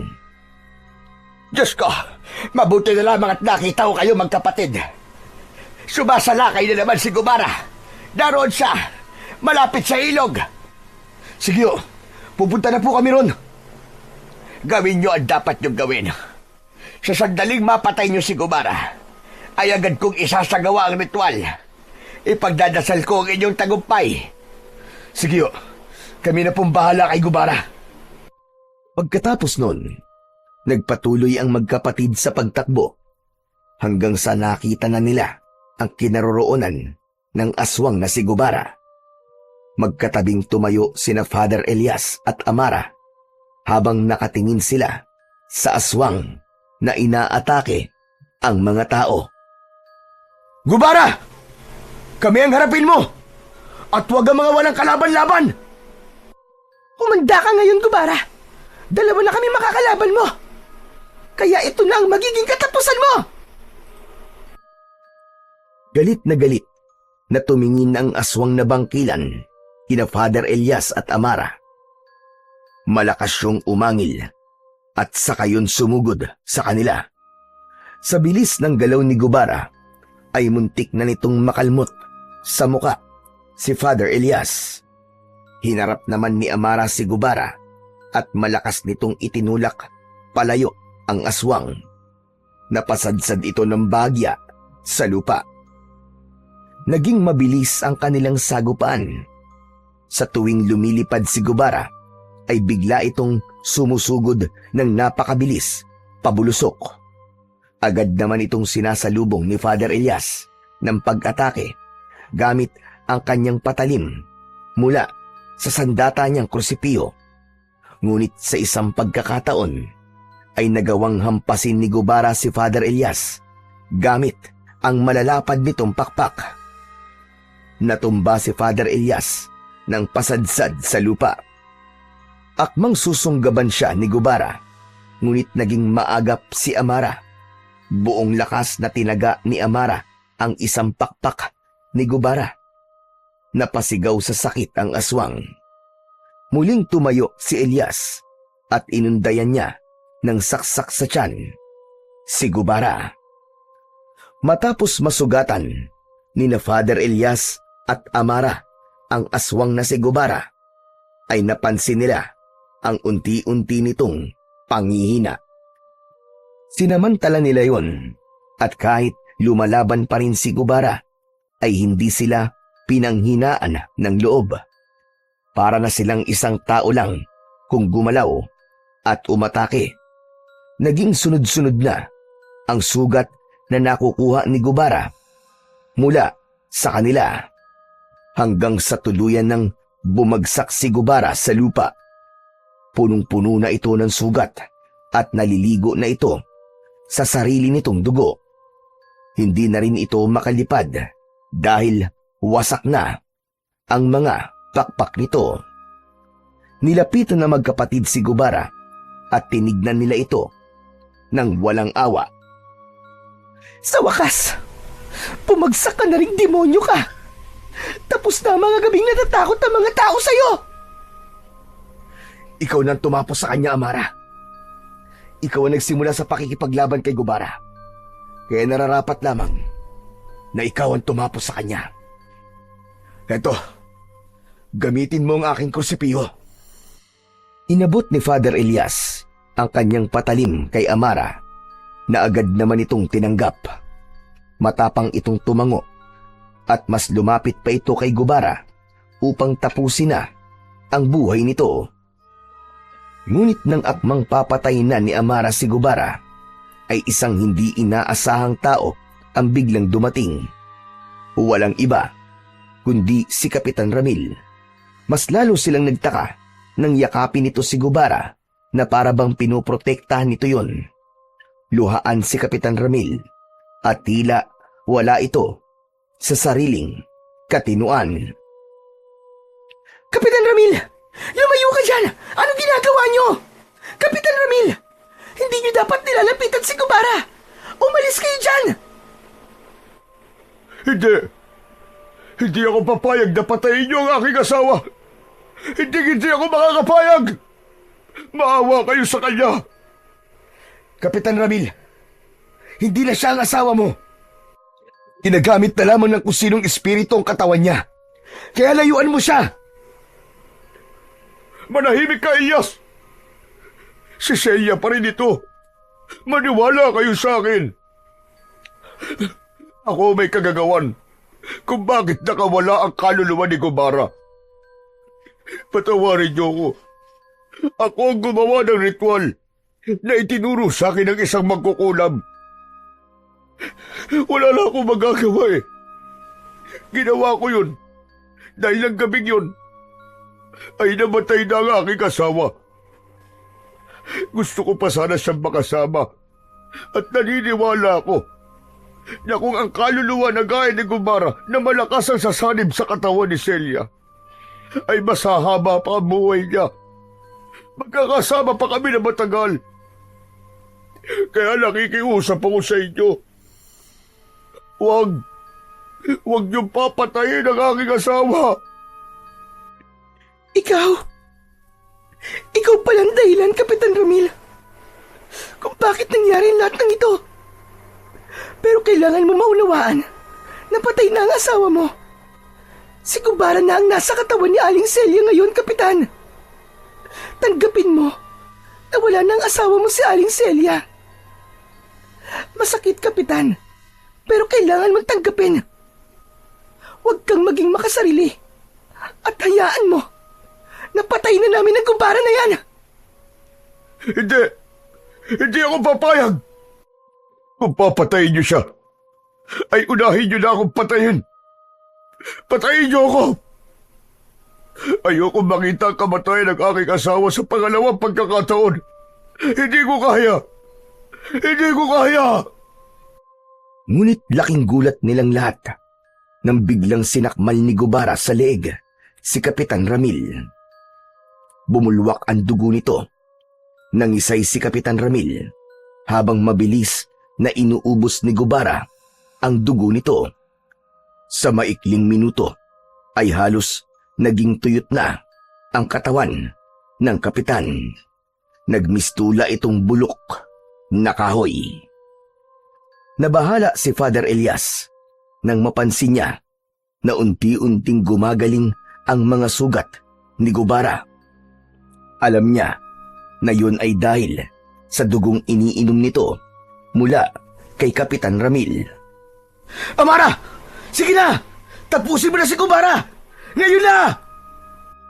Pagkarinig nun ni Amara ay walang pagdadalawang isip nitong itinarak sa tapat mismo ng puso ni Gubara ang patalim mula sa krusipiho. Binitiwan na ni Gubara ang walang buhay na katawan ni Kapitan Ramil. Matapos yun ay tuluyan ng nalagutan ng hininga si Gubara habang nakabukas ang mga matang namatay ang bangkilan. Agad namang lumapit sa kanila si Mang Crispin na may dalang isang garapon. Hindi na nag-aksaya ng sandali si Mang Crispin at sinimulan na kagad nito ang ritual na sinasabi nito. Matapos ang ritual ay may itim na usok na biglang lumabas mula sa katawan ni Gubara at hinigop yun ng garapon na hawak naman ng matandang albularyo. Mabilis na isinarado ni Mang Crispin ang garapon na hawak-hawak at inusalan nito yun ng isang dasal. Maya-maya pa ay lumapit si Mang Crispin kay Father Elias at inabot nito sa kanya ang garapon. Elias, sa'yo ko ipinagkakatiwala ang kulungan na ito ni Gubara. Hanggat hindi binubuksan ang garapon na ito, ay hindi na siya makakawala pa. Ang garapong ito ang magsisilbi niyang kulungan habang buhay. Huwag po kayong mag-alala, Mang Crispin. Dahil gagawin ko po ang lahat para hindi na po makawala si Gubara sa kulungan na ito. Maraming salamat po, Mang Crispin. Hindi, Elias. Kami ang dapat na magpasalamat sa iyo. At siyempre, sa iyo rin, Amara. Kayong dalawa ang nagbigay ng bagong pag-asa at simula sa ating baryo. Kayo ang mga totoong bayani ng baryong ito. Mabuhay kayong dalawa. Mabuhay kayong magkapatid. Mula sa kani-kanilang bahay ay lumabas na ang mga tao at naiiyak na pinalakpakan ng mga yun sina Father Elias at Amara at syempre si Mang Crispin. Hindi napigilan ni Father Elias ang mapaluha ng dahil sa labis na kasiyahan sapagkat muli niyang naramdaman ang kasiyahan na makatulong sa mga walang kalaban-laban. Maya-maya pa ay humahangos na dumating ang batang si Boyet. Halata sa mukha nito na bago lang itong gising. Nasa na? Nasa na ang aswang? Nasa na? Gusto ko siya makita. Teka, ano to? Tapos na po ba ang laban? Wala na. Tapos na, Boyet. Huli ka na. Tignan mo. At bangkay na ngayon si Gubara. Ay nako, sayang. Malas naman talaga, oh. Pabira. Napasarap ang tulog ko eh. Sayang talaga. Hindi ko nakita kung paano kayo nakipaglaban kay Gubara at paano nyo siya tinalo. Father, bakit hindi nyo po kasi ako ginising kanina? Pambira naman kayo, oh. Tulog mantika ka kasi, Boyet. Halika na nga. Umuwi na tayo. At ikikwento ko na lang sa'yo ang lahat ng nangyari mula sa umpisa hanggang sa napatay na namin si Gubara. Uy, ayos yun ah. Pero mas okay po sana kung nakita ko mismo ng personal. Ano bang gusto mong gawin ko? Buhayin ko ulit si Gubara tapos labanan ulit namin ni Amara? Huwag ka na nga maghimutok dyan. Halika na. Umuwi na tayo. Ang kulit-kulit mo talaga eh.